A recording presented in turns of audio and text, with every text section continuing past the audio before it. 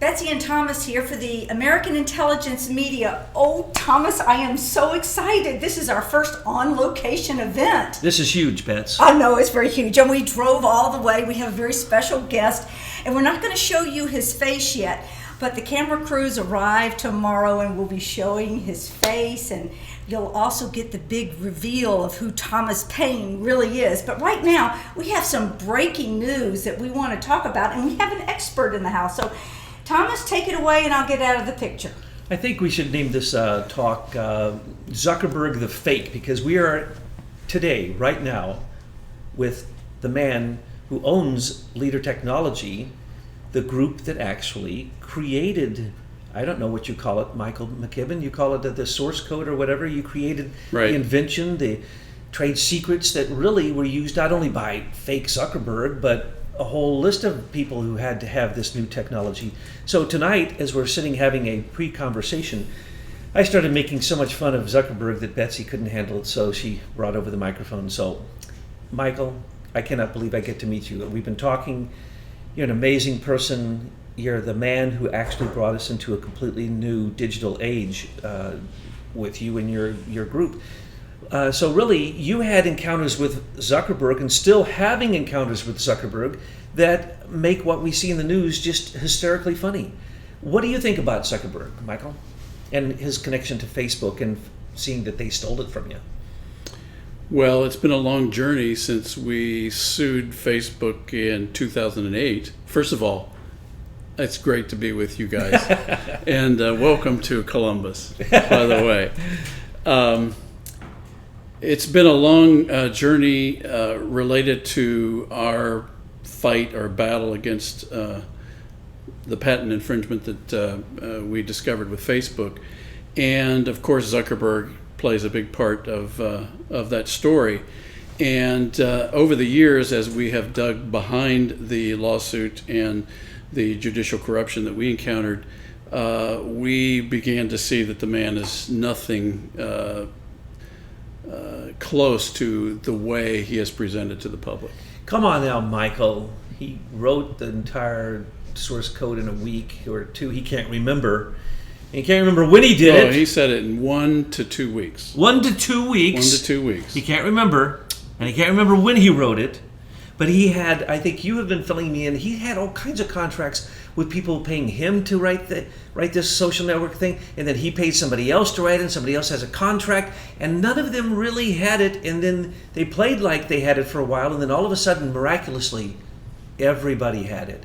What they were talking about, what they wanted, this ability to have a social networking thing where you could have literally millions of people all active at once instead of just a few people. So here's Zuckerberg. Why don't you believe that Zuckerberg did this? I mean, you could take a look at him. He's a very intelligent man. Well, also, they had a Facebook now. What's his name? Sean Parker, and he's now stepping down. Sean Parker, who just it was funny. Yesterday. I heard him step on his toes and put his foot in his mouth, saying that he wasn't really kind of sure who wrote the stuff that they. Well, it's taken us many years to piece this together. It's been like a big jigsaw puzzle, and at first we didn't know what we didn't know, but now after 10 years of that story, we've now pieced it all together, and I'm no longer a believer in coincidence, because as we started looking at what was going on with the real invention of social networking,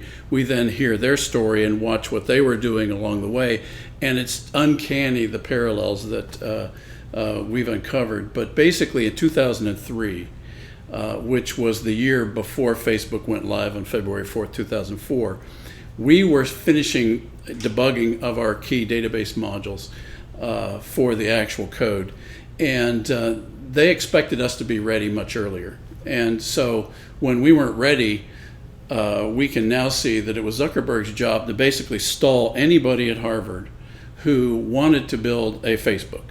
And the Facebook name was actually created by the Harvard computer group within the university. And at some point, several people were using the name Facebook. And so as the year went on, Zuckerberg was basically cutting deals and stalling anybody that was going to try to come out and come out with a Facebook before we were ready with the code, which they then used to start Facebook. So you've got Paul Siglia, who's now on the lam because the government has chased him out of the country. You're still connected with that case? That case is still active? Well, they contacted me about filing an affidavit in that case, which maybe we can talk about later. And that he has a contract for 50% of Facebook. He has a written contract, which has just recently been as we were just talking, verified. If that lawsuit he wins, he gets 50% of Facebook, it would collapse because it would no longer be able to be controlled by Hillary Clinton and the Eric Schmidt program and the U.S. Digital Service and all these things were made Facebook absolutely used by the government. It was being used by the NSA, the CIA, the FBI. Who wasn't using Facebook as a Psyops experiment? Right. And they now admit that. Sean Parker just admitted that. They said that they want these dopamine in the brain as a response to what it is they're giving out. If you choose a like, or in your Facebook you have somebody interested in you or somebody wants to friend you or whatever, you actually think you have a life. But really all you have is a machine that's sucking up all your time, according to the man who was, president? Or was he deceased? He was president, yes. President of Facebook says they did this on purpose. Mark says he alone wrote it, but now Sean says he helped write it. Oh, isn't that nice? Now Sean takes credit for it too, but he doesn't really take credit, because I just saw a quote from him where he was so confused. It sounded like he didn't know even where Facebook came from. And I think that's the issue. I don't think Mark Zuckerberg knows a thing. Every time I've heard him speak about it, he knows nothing. He seems like he's an idiot, to be quite frank with you. On any topic that he speaks, he opens his mouth. He's simply reading a script and he puts his foot in it every time he speaks. I do not think Michael McKibben, the person who actually developed the trade secrets and wrote the source code for social networking, which made it scalable and made it so that you could have a group with 1 billion people in it all at once. Well, do you remember the Social Network movie where they depict the night when Zuckerberg started hacking the house sites at Harvard?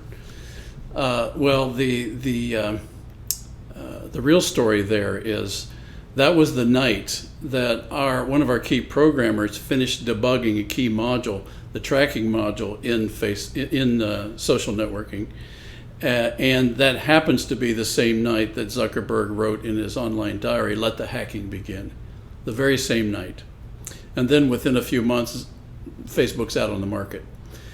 Well, those were all pieces to the puzzle. Some of those we knew at the time of the lawsuit. Some we've learned since then. But the bottom line is, it is very clear now that our technology was targeted by people that were driving Zuckerberg. He was basically the front end for a plan that involved using our technology in various forms of intelligence and data gathering, and as Sean Parker just admitted yesterday, basically mind control, where they're actually wanting people to stay on the site as much as possible. Those are all things about our technology that we intentionally tried to design out of the system so that the technology would serve people, it wouldn't enslave them. And it's interesting to see how the implementation of our technology is 180 degrees from what we designed. I think you pointed out that any of these stooges, these tech lords who are actually fronts for the military through the Defense Advanced Research Projects Agency, which is part of the Department of Defense, or through the CIA's InQtel, and coordinated through a group we'll be talking about more called Highlands Forum. But I think we can see that all that was happening to you is they were milking you as you went along with the top patent attorneys in America, the top patent attorney in America, had formerly been national security advisor, and this man is so criminal. We're going to be talking a lot about him tomorrow. But they waited for you to finish it. They had milked the copyrights from you. They had milked looking at what you had developed to a certain point, and then they got them all set up. And why was it that Facebook and all those people at Harvard were all set up? Because Larry Summers, one of the most corrupt people ever in America in terms of economics, and as a banker. He was in the World Bank, he was the head of the Treasury, he was the head of the National Economic Council. He was at Harvard at the same time. Oh, coincidence of coincidence. They knew they had the biggest patent that was going to open up the internet to make it actually work on a scale that no one could ever have imagined. So what did they do? They set up Zuckerberg.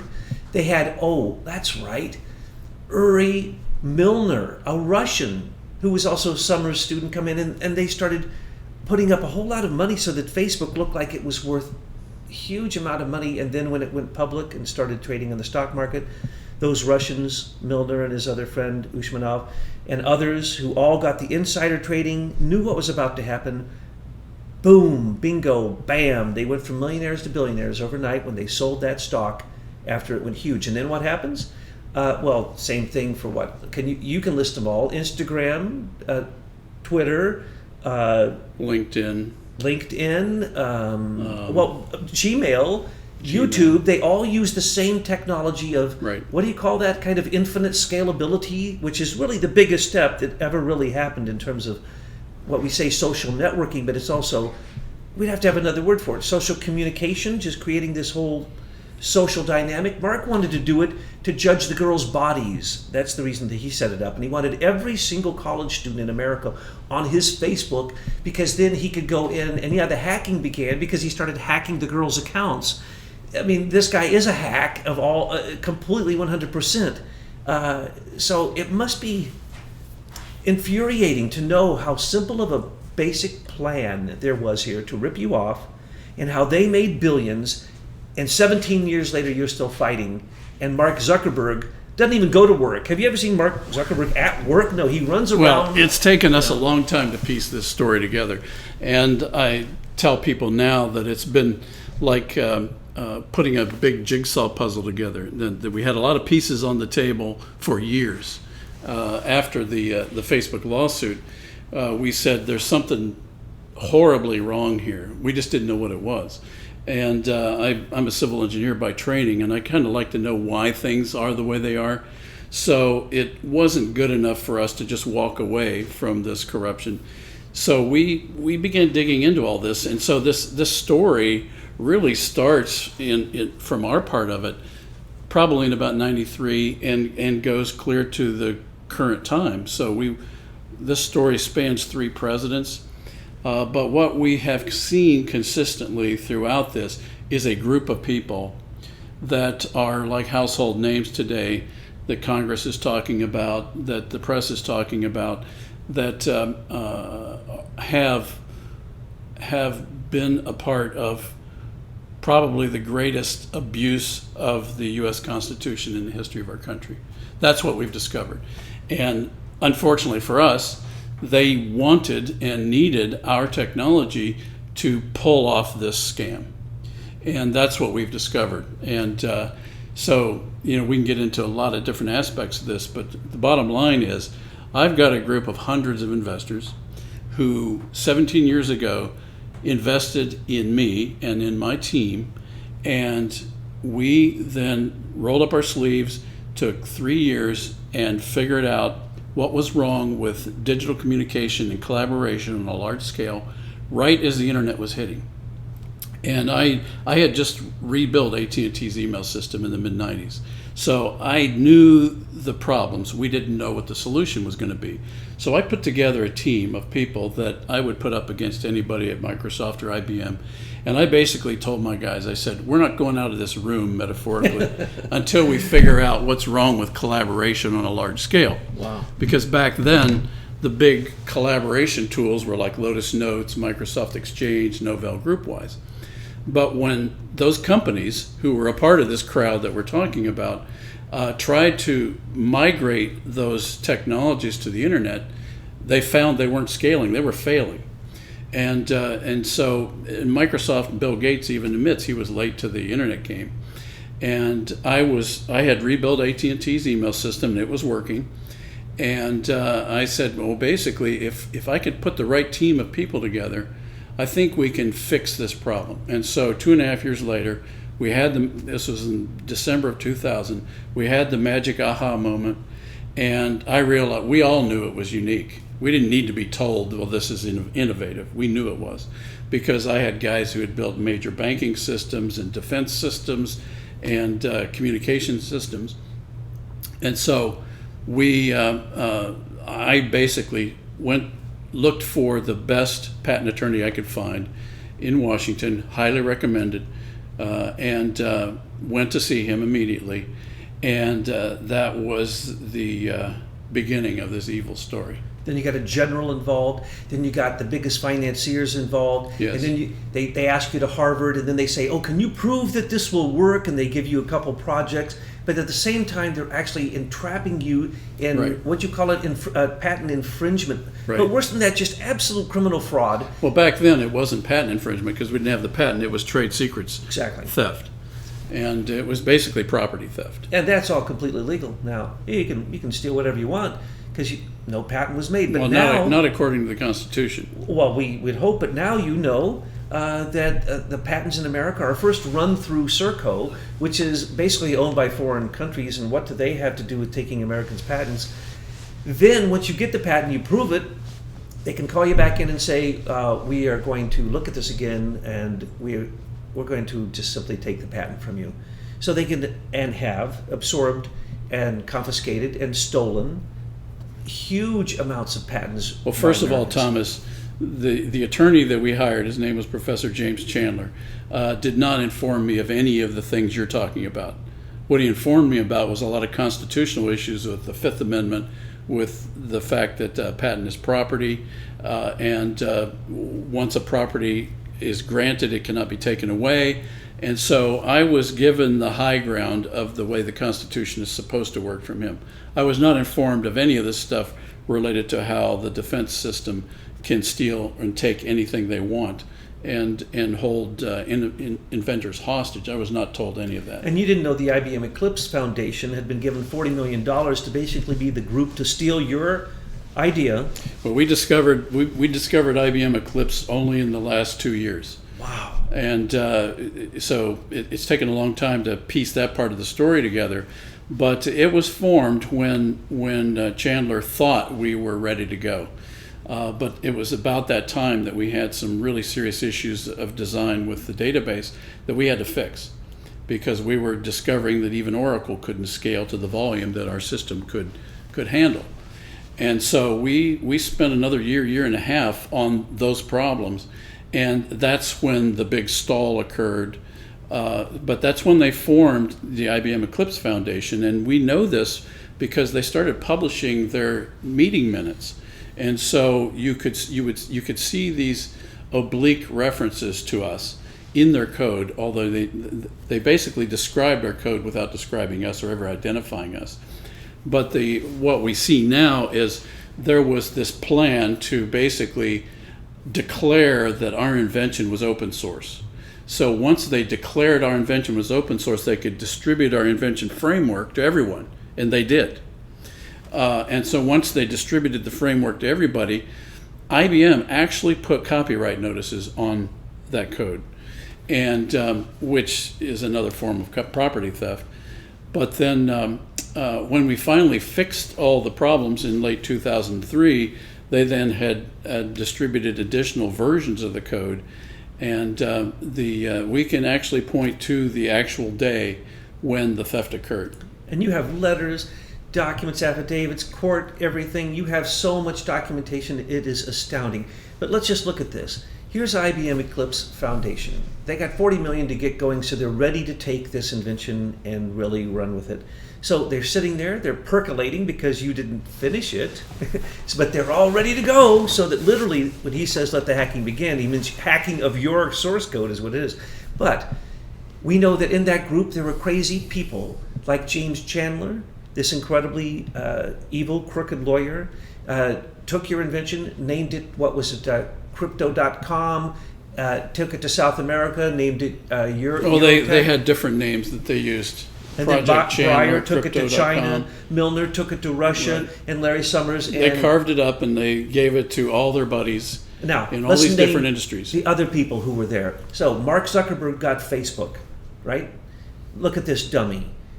We can look at, first off, we know that Brin and Page was replaced by Eric Schmidt. Why? Right. Because they only did one project, and that project was a military project that they were funded for by the National the National Foundation gave them money. But the point is this happens all the time. So we have them. What happened to them now? How come they're not inventing? How come the guys who took Google and were able to make it what it is, what do they do now? Nothing, just like Zuckerberg. Okay, who was the person for Twitter? Or Theo, Theo was for PayPal. Palantir Software, PayPal before that. Uh-huh. Right. And has he and then LinkedIn. Yeah, okay. And then he has those companies. Has he created any new patents that are so brilliant that we know that he's a genius? Well, there have been a lot of patents filed on top of our platform. Yeah, but those are because they absorbed other companies that were their competition because they now had infinite funding. I'm talking about, let's look at the people who got money from this. They didn't write code, okay? They were not in any way a genius who had anything to do with taking this into the realm which they became the dummy representative I of. think it's useful to understand what their aim was. And their aim was to have a common platform for the internet that could be controlled by this IBM Eclipse Foundation and others, like the National Infrastructure Assurance Council and this Highlands Forum, which you've introduced me to. But basically, it was to have a common platform that would reach out to everyone on the planet, and they actually coined the term the Internet of Things. That would be the way this happened. And in order for the government to control the all this information, the government needed a backdoor key. And so in order to have this encryption backdoor key, you had to have control of the platform in order to stick in the key or require the key be included in all software, hardware, and firmware. And that's exactly what the plan was. And so all these companies that were formed, all these initiatives that occurred were all about this common intent to control everything that flows through the internet. And you even know the name of that backdoor because they used your programming and you were able to go in and look at it. You once quoted this to me once. You know the exact name and the place where the backdoor is placed. Right. And also you said... That's public information, by the way. It's hiding in plain sight at the National Institute of Standards and Technology. Do you think Mark Zuckerberg knows that? But he does know one thing. When he was told he was going to be funded for this Facebook, they said, well, you're going to have to use two things. Our backdoor key so that the NSA can get into anything that you're doing, and you also need to use you need to be able to link to the type of search engines that Google and Yahoo are connected to, which is another project out of DARPA and In-Q-Tel called Memex. So they asked, I think they even implied to you when you were really close to making this work and going to Harvard and working with them yourself, and you were working with those big dogs, right. And they were saying at one point, well, now you got to build in the backdoor key for us, and then you got to make sure that you use this other stuff that we need you to have. In other words, they were saying, Michael McKibben, will you and Leader Technology sell out like the rest of these dummies, these front men, these guys who really don't know anything about looking at the source code and understanding even what they were doing? See, I don't hear them say Thomas, anything. No such offer ever occurred. And I think the reason is because this entire crowd knew they wanted to pitch the idea to the whole planet that this platform was open source. And in order to make it open source, declare it open source, they could never acknowledge the creator. They could never do that because then that would kill the whole notion of a copyright, I see what intellectual property. You couldn't patents. be connected. No, they have tried to ignore us. It. They have tried to ignore us to the nth degree. Yes. And I guess I'm just too stupid to quit or something.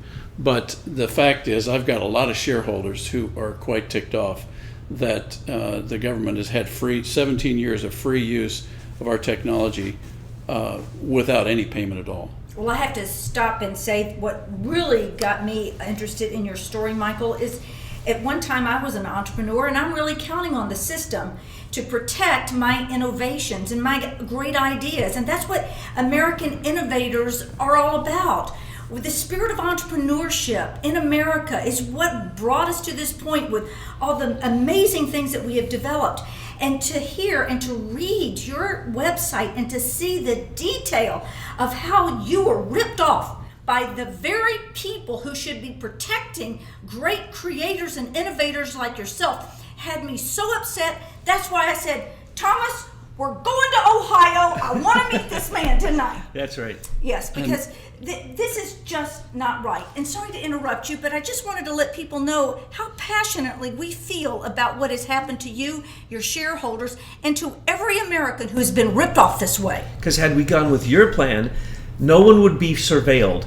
No one would have Psyops being used on them. Right. There would be no back doors. There would be no NSA. There would be no Vault 7. There would be no Snowden. There would be no Willie Binney. Two key principles behind the design of the system that we invented, and that is respect for property and respect for privacy. And as founder John Adams said, those two principles are the guiding lights of the Constitution. I have to respect you as a person and your property and your privacy. And those are the exact two things that these guys completely ripped off by the way they took our technology and flipped it 180 degrees. Which they do to a lot of people. As a matter of fact, we were shocked when another inventor had shown us the law that says that any patent turned in can be confiscated by the United States government for national security purposes, and then that inventor can never, ever, ever work on that idea again or even speak about it without incredible fines, incarceration, and they will mess with you. That's the end of you. I have seen this happen with other people who had patents, and when they finally made the device, the very day that it was done, someone came and stole it and burnt down their laboratory. I mean, this is not uncommon. So then there's other patent laws that are so ridiculous. Now, the amazing thing to me that I have By the no way, idea. I need to interrupt you. I was never confronted with what you're talking about in terms of this kind of institutionalized theft within the military-industrial complex. That never was raised in my mind. And I think the reason is because of this issue that I was talking about here, that they didn't want to, once our code was finished, they wanted to wipe us off the face of the earth as a company and with our claims. And I think that the bottom line is because IBM had claimed our technology as copyrighted material with their IBM logo. I've actually seen the source code. So this isn't speculation. They published the source code at the Eclipse Foundation. It's just amazing. Plus, would you please tell us some of the things that James Chandler III, the laws that he passed, that you would say, wait a second, there can't be a law that says that. That basically, like the Americans, the AIA, all these different laws that he passed. Economic Espionage Act. This guy, he created some of the worst laws. He wrote executive orders. He wrote constitutional bills that became acts, that became laws. He wrote patent laws.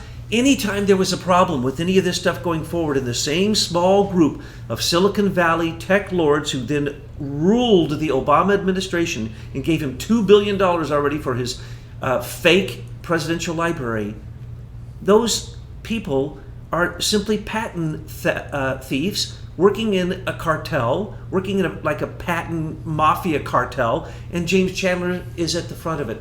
Every time you name these laws and you explain them to me, it blows my mind that this is happening in America. Right. Well, Professor Chandler came recommended to us highly. And on paper, he had a wonderful resume. You could never expect anybody with any more qualifications to be your patent attorney. He was advising President Clinton then on national security and intellectual property.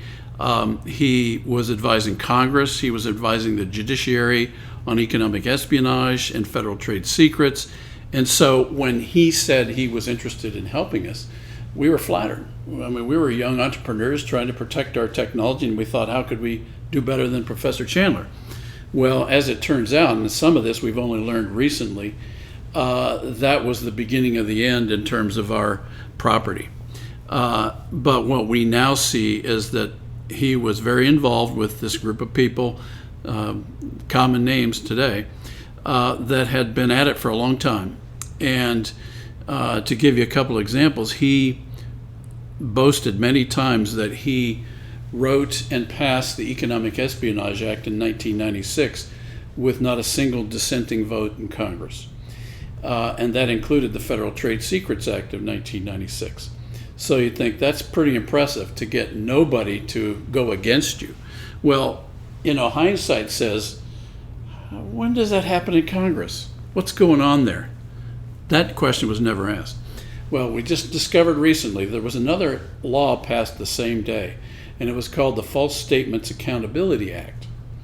And that act had been in place since the 1930s, I believe, and it basically said what we would expect, that you can't, when you come before a court or Congress or an agency of the government, you can't lie. It's just basically don't lie. It's called the False Statements Accountability Act. And that sounds good. That's subsection A. Then I kept reading and saw subsection B. And subsection B says subsection A doesn't apply in courts, in Congress, and before agencies. And I'm thinking, what's this? They're basically saying subsection A says you can't lie. Subsection B says none of that applies. Legal and lying. So basically it legalized lying to Congress, the courts, and agencies, and it was passed by Congress. Not just holding back information, but outright And lies. we now know all about Saul Alinsky, and it's a typical name, False Statements Accountability Act. It's exactly the opposite of what it is. Well, it sounds to me like something the Jesuits would do. Yes. Now, with those good old Jesuits, they are definitely the most efficient at espionage and stealing things. Plus, they used to say, but they can lie just to get to the end result of what they need. "Oh, absolutely, absolutely." The Pope used to, when he wanted to conquer a country, he'd send in 2 Jesuits as he's amassing an army. By the time the army got to the front gates, the Jesuits would come out with the keys to the city because they had opened a school and they were training the royalty, and they controlled everything. But now you said 1996. Now you might say, "Oh, why was Chandler back in 1996 doing all that, creating all those laws around patents, lying, how you can steal stuff, Technology. when Right. in fact it wasn't until later that the Eclipse group, the IBM Eclipse group, but it's the 3 little letters, IBM, back in 1993, as you have taught me, what you would call tech cartel was already beginning, and Chandler was there, so he had to set up the laws that would then protect him, because IBM was ready to send some computers overseas, and they said, you can't unless the NSA gets a back door. You're not taking our technology and giving it to anybody, because remember, the military and the government own all the cables, they own all the wires, they own all the routers, they own the microchips, they own everything. So if you think for a second that the military hasn't been there the whole time, so Chandler is setting this up so the military-industrial complex can move in as literally a transnational, international, globalist group working through the Highland Forums, using American taxpayers to steal innovation, to weaponize it, to put in the base code that is the back door, and so they can control it. On that back door, let me inject something there. This information only came out recently in one of the last releases to Judicial Watch of Hillary's private email server. And there was a document that was released that she had held, and I'd never seen it, nobody had ever heard of it. And it basically described a Carnegie Endowment for Peace conference in 1993, and I think it was June of 1993. And the subject was what it's going to take to give the FBI a backdoor key to the internet. An encryption backdoor key. And it was a 3-page list of participants that included major players in media, banking, education, military. And guess who the first speaker at this conference was? John Podesta. That's where I was going next. I wanted you to say his name because in 1993 with IBM, there was that security group worried about infrastructure and our security, and the same criminals were there. John Podesta, Rod Rosenstein, Robert Mueller, James Chandler, Hillary Clinton, Bill Clinton, Kapos, David Kapos, the head or the counsel for IBM. Who else was there? These are the criminals who now, as you say, just recently, we are finding the truth about what happened in 1993 with like Uranium One and Clinton's involvement. That was back to 1993. And then in 94, when Bill Clinton came to power, that was it. They had sold out America to China, to Russia, to anybody they could, basically. Well, see, this is way before I was doing my AT&T project back then, and actually was hiring some Russian programmers to help us with that programming code. So I'm very familiar with the history of what Harvard was doing in Moscow just as the Soviets were dying and they were trying to figure out what they were going to do with their economy. They didn't know. And I was working with a lot of mathematicians and scientists. And that was Larry Summers. Well, I didn't know who it was, but I heard them complaining about these 3 Harvard economists who were coming over to our country and were trying to shove this voucher system down our throats. None of the intellectuals in Moscow liked it, but they felt like they were being forced to do it by this guy from Harvard. Well, now I know Larry Summers was one of them. There were 3 guys, and he was one of them. So it's just kind of uncanny that this plan has been many years in the making. You were the digital Forrest Gump. Every time you look at a picture, you're standing in the background, not getting the credit for what's going on. You know, there's pictures of you standing with amazing Russians, amazing people, all the people that you have sat and done depositions on, all the 17 years of research. It shocks me that you were saying that in some cases, some of these things have only come to light in the last couple of years. Right. I think and because the information was all hidden, it was all secret. And so that's one of the ways that this group has been able to maintain their existence is everything is got the clamp of secrecy over it. And they use the CIA secrecy agreement, the NSA secrecy agreement, and I'm sure they use it to make sure that their secrets are kept. And so they just slap secrecy on whatever they want in the courts, in the agencies, and so they're not going to let it out. They don't have to. I had no idea how the courts are so corrupt until I came across your case. It is shocking, but I wanted to really make more fun of Mark Zuckerberg. Let me just point out a couple things with Zuckerberg. Right now, it's been found out that Uri Milner, the Russian who invaded Silicon Valley, was one of the guys who went from a millionaire to a billionaire buying stock, along with his buddy, who's crooked as he can possibly be. What's his name? Alishar Usmanov. And then you find out that, there were these Russian ads that were bought that meddled in the election, and they were bought by Russians. No, we don't know that, because the head of the global exchange, the Board of Broadcasting Governors, is a group that they call the Truth Ministry. It's the Global Engagement Center. The head of that and his 3 top guys quit, and when he did, he publicly stated that he was using Facebook. He went in, he targeted whoever he wanted by profile. He then attacked them, and then he could interact and make sure that they were manipulated. He says, that's what we were doing. We did that during the election. It wasn't Russians. That was RT and Sputnik buying some ads. That's all. But no, the truth is, in 2008 and 2016, you have blown my mind to show that Eric Schmidt not only rewrote the algorithms for Google searches, but that he gave the money that literally wrote a program called the Template to Win, written by a Russian who was working for Facebook, that literally affected the elections through Psyop's manipulation of Facebook. Zuckerberg doesn't even know what these words mean. And proof of that came out in Hillary's emails. Yes, he doesn't even know what this proof. means. He's an idiot. Right.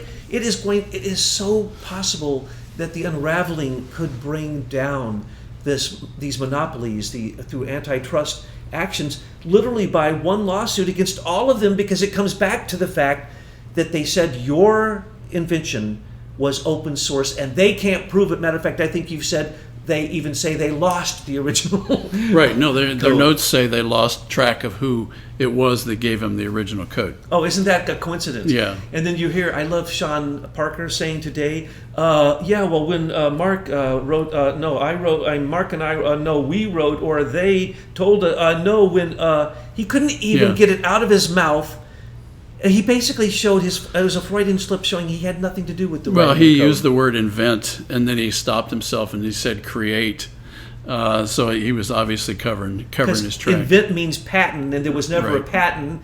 As you say, There after wasn't the invent. fact, some copyrights were stamped on it by IBM. But again, this corruption There, goes there back was to... there was an inventor, and that inventor is me. And I had a great team of people.